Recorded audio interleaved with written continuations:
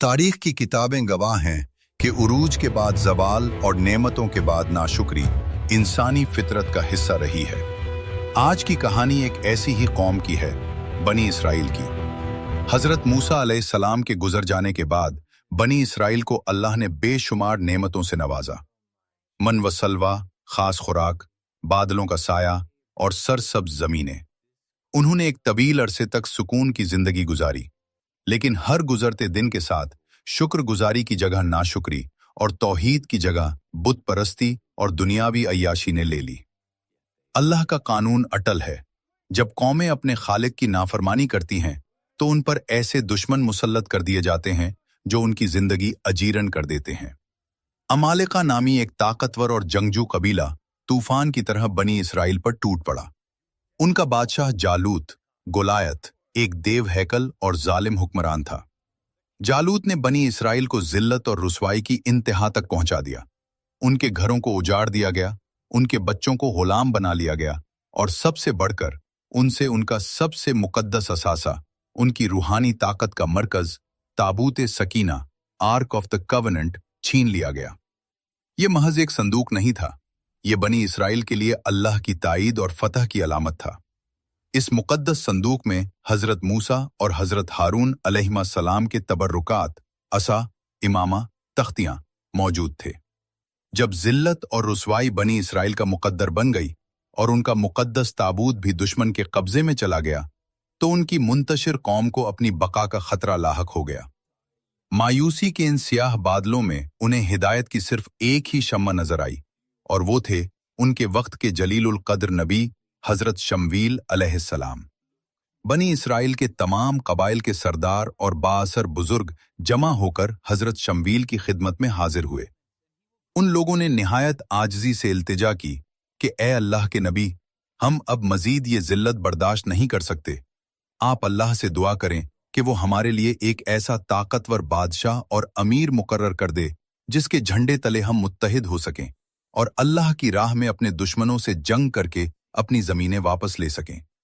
हजरत शमवील अलैहिस्सलाम उनकी साबका तारीख और उनकी फितरत में मौजूद नाफरमानी और बुज़दिली से बखूबी वाकिफ थे। आपने उनकी आंखों में झांकते हुए एक गहरा सवाल किया कि अगर अल्लाह ने तुम पर जंग फर्ज कर दी और बादशाह भी मुकर्रर कर दिया, तो क्या तुम वाकई मैदान जंग में साबित कदम रहोगे? कहीं ऐसा तो नहीं होगा कि जब लड़ने का वक्त आए तो तुम अपनी आदत के मुताबिक पीठ फेर कर भाग जाओ? बनी इसराइल के सरदारों ने जोश में आकर जवाब दिया कि भला ये कैसे मुमकिन है कि हम ना लड़ें? हमें हमारे घरों से बेदखल कर दिया गया, हमारे प्यारों को हमसे जुदा कर दिया गया और हमारे बच्चों को कैद कर लिया गया। अब हमारे पास लड़ने के सिवा और कोई रास्ता ही नहीं बचा। उनके इस पुख्ता अहद के बाद हजरत शमवील ने अल्लाह की बारगाह में दुआ की, जिसके जवाब में अल्लाह ताला ने वही के जरिए मुत्तले किया कि उनका बादशाह तालूत को मुकर्रर कर दिया गया है। तालूत कोई शाही खानदान से नहीं थे, बल्कि वो एक निहायत सादा हाल और ज़हीन इंसान थे जिनका पेशा आम था। अल्लाह ने उनका इंतखाब उनकी गैर मामूली इल्मी काबिलियत और बेपनाह जिस्मानी ताकत की बुनियाद पर किया था। जब हजरत शमवील ने कौम को बताया कि अल्लाह ने तालूत को तुम्हारा हुक्मरान चुना है, तो बनी इसराइल ने एतराज किया कि एक आम शख्स उन पर हुकूमत कैसे करेगा, जबकि वो माल और दौलत में उनसे कहीं ज्यादा हैं और वो खुद इस मनसब के ज्यादा हकदार हैं। हजरत शमवील ने उन्हें समझाया कि बादशाहत अल्लाह की दीन है, वो जिसे चाहता है अता करता है, और उसने तालूत को इल्म और जिस्मानी बरतरी देकर उनकी क़यादत के लिए मौजू तरीन इंसान करार दिया है। आपने वाज़ेह किया कि एक हुक्मरान के लिए ज़हनी दानाई और दुश्मन का मुकाबला करने के लिए जिस्मानी तवानाई बुनियादी शराइत हैं, और ये दोनों सिफ़ात अल्लाह ने तालूत को भरपूर तरीके से अता की हैं। अल्लाह जिसे चाहता है अपनी सल्तनत दे देता है, और वो बड़ी वुसअत वाला और सब कुछ जानने वाला है। बनी इसराइल के शकूक व शुबहात को ख़त्म करने और तालूत की हक्कानियत साबित करने के लिए अल्लाह ताला ने एक अजीम उश्शान मोजज़ा दिखाने का फ़ैसला किया। हज़रत शमवील ने अपनी कौम को बताया कि तालूत की बादशाही की आसमानी निशानी ये है कि तुम्हारा वो खोया हुआ ताबूत सकीना खुद ब खुद तुम्हारे पास वापस आ जाएगा, जिसे दुश्मन छीन कर ले गए थे। अभी ये गुफ्तगू जारी ही थी कि आसमान से एक अजीब व गरीब मंजर नमूदार हुआ। फरिश्तों ने उस मुकद्दस संदूक को उठा रखा था और वो उसे फजा में तैरते हुए लाए और बिल्कुल तालूत के सामने लाकर रख दिया। ये एक ऐसा नाकाबिले तरदीद मोजज़ा था जिसने बनी इसराइल के बड़े बड़े मोतरजीन की जबानें बंद कर दी। जिस संदूक की वापसी की वो उम्मीद छोड़ चुके थे और जिसे वो अपनी फतह और नुसरत की सबसे बड़ी अलामत समझते थे, उसे फरिश्तों के हाथों तालूत के कदमों में देखकर उनके पास इनकार की कोई गुंजाइश न रही। इस इलाही निशानी ने साबित कर दिया कि तालूत का इंतखाब इंसानी नहीं बल्कि खुदाई है। चुनाचे तमाम सरदारों और अवाम ने हथियार डाल दिए और तालूत को अपना बादशाह तस्लीम करते हुए तालूत ने अपनी फौज तैयार की, जिसमें तकरीबन 80,000 जंगजू शामिल थे। जंग की तैयारी मुकम्मल हो चुकी थी, लेकिन अल्लाह ताला अपने मोमिन बंदों की आजमाइश करना चाहता था ताकि वो मुनाफिकीन और बुज़दिलों से अलग हो जाएं। लश्कर एक तवील और तपते हुए सहरा से गुजरा। प्यास की शिद्दत जानलेवा हद तक बढ़ चुकी थी। जब लश्कर एक नहर के करीब पहुंचा तो तालूत ने अल्लाह के हुक्म से ऐलान किया, खबरदार, जो इस नहर का पानी पिएगा वो मेरे लश्कर से खारिज समझा जाएगा। हाँ, जो सिर्फ एक चलो पानी पीकर अपनी प्यास बुझा ले, उसे इजाजत है। ये एक सादा सी आजमाइश थी जिसने इताअत और नाफरमानी के दरमियान लकीर खींच दी। पानी देखते ही अक्सर लोग बेसब्री से नहर पर टूट पड़े और जी भरकर पानी पिया। उन्होंने अमीर के हुक्म की परवाह नहीं की। सिर्फ 313 अफराद ऐसे थे जिन्होंने सब्र का दामन थामे रखा और सिर्फ एक चलो पानी पर इक्तफा किया। ये तादाद तारीख में जंग बदर के मुसलमानों की तादाद के बराबर थी। बाकी सब पीछे रह गए और लश्कर सिर्फ मुट्ठी भर जानिसारों पर मुश्तमिल रह गया। बिलाखिर फलस्तीन के मैदान में हक और बातिल के लश्कर आमने सामने हुए।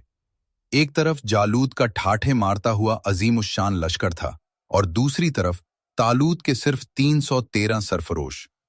जालूत, जो खुद एक देवकामत और लोहे के भारी हथियारों से लैस जंगजू था, अपने लश्कर से आगे निकला और गुरूर से ललकारा, कौन है जो मेरा मुकाबला करे? इसकी हैबत और उसके हजम को देखकर तालूत के लश्कर में खामोशी छा गई। किसी में भी इतनी हिम्मत नहीं थी कि उसके सामने जा सके। इस नाजुक वक्त में जब लश्कर की उम्मीदें टूट रही थीं, तालूत ने ऐलान किया, जो इस जालिम को कत्ल करेगा, मैं उसे अपनी आधी सल्तनत दूंगा और अपनी बेटी का निकाह इससे करूंगा। फिर सफों के पीछे से एक कमसिन लड़का आगे बढ़ा। यह हजरत दाऊद अलैहिस्सलाम थे, जो उस वक्त छोटे कद के नौजवान थे और अपने भाइयों को खाना पहुंचाने आए थे। उन्होंने जालूत की गुस्ताखी सुनी तो उनका ईमानी खून जोश मार गया। उन्होंने तालूत से कहा, मैं इसको कत्ल करूंगा। तालूत ने उनकी खुद एतमादी देखकर उन्हें अपनी भारी जर्रा पहनाने की कोशिश की, लेकिन वो जर्रा उनके जिस्म पर बहुत बड़ी थी और वो उसमें हरकत नहीं कर सकते थे। हजरत दाऊद ने जर्रा उतार दी और अपनी सादगी और सच्चाई पर भरोसा करते हुए सिर्फ अपनी चमड़े की फलाखन और 3 चिकने पत्थर उठा लिए जो उन्होंने रास्ते से चुने थे। जालूत ने जब अपने सामने एक छोटे से चरवाहे को देखा जिसके हाथ में न तलवार थी न नेजा, तो वो कहकहे लगाने लगा और तंजन बोला, क्या मैं कुत्ता हूं जो तुम पत्थर लेकर आए हो? हजरत दाऊद ने निहायत जुर्रत और ईमान से भरपूर जवाब दिया, तुम तलवार और नेजे पर भरोसा करके आए हो, लेकिन मैं इस कायनात के रब के नाम पर आया हूं जिसकी तुमने नाफरमानी की है। ये कहकर उन्होंने फलाखन में एक पत्थर रखा, बिस्मिल्लाह पढ़ी और पूरा जोर लगाकर निशाना लगाया। पत्थर गोली की रफ्तार से निकला और सीधा जालूत के हेलमेट के सुराख से होता हुआ उसकी पेशानी में पैवस्त हो गया। जालूत तड़प कर गिरा और मौके पर ही हलाक हो गया। जालूत के मरते ही दुश्मन की फौज में भगदड़ मच गई और उन्होंने हथियार डाल दिए। अल्लाह ने अपने मोमिन बंदों को अजीम फतह अता फरमाई। इस वाक़े के बाद हजरत दाऊद की शोहरत पूरे मुल्क में फैल गई और अल्लाह ने उन्हें हिकमत, इल्म और बाद में बादशाहत और नबूवत से सरफराज किया। ये तारीख हमें कई अहम सबक सिखाती है। सबसे बड़ा सबक यह है कि मैदान जंग में कामयाबी फौज की गिनती या हथियारों की तादाद से नहीं, बल्कि अल्लाह की मदद और खालिस ईमान से मिलती है।